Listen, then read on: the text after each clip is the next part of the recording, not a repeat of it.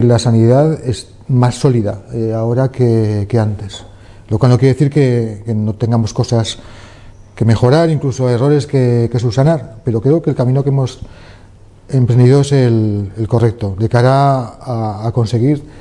lo que tantas veces decimos, es buscar un sistema sanitario sostenible. Los mismos médicos, las mismas enfermeras, los mismos auxiliares, los mismos celadores o administrativos que están ahora en el hospital de Alcañiz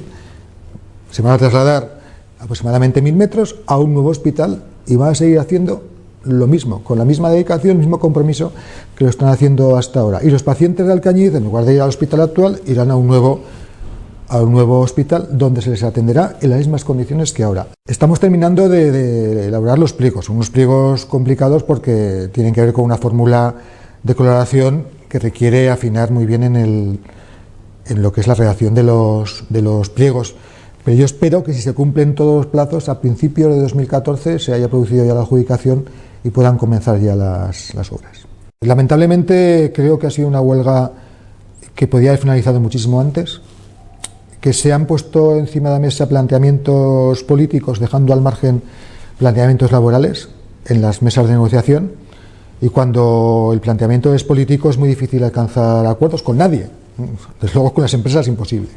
Hombre, yo creo que el usuario puede estar tranquilo porque tiene que tener la garantía,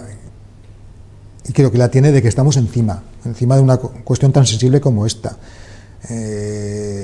Creo que una de las cuestiones básicas de esta área de mi consejería es garantizar la máxima seguridad para los usuarios en un tema tan sensible además como son las residencias. Si estamos a 27.000 que costaban en mayo de 2011, los 7.000 que habían fallecido, quedan 20.000, que son aproximadamente los que hay ahora en dependencia. Es decir, en términos cuantitativos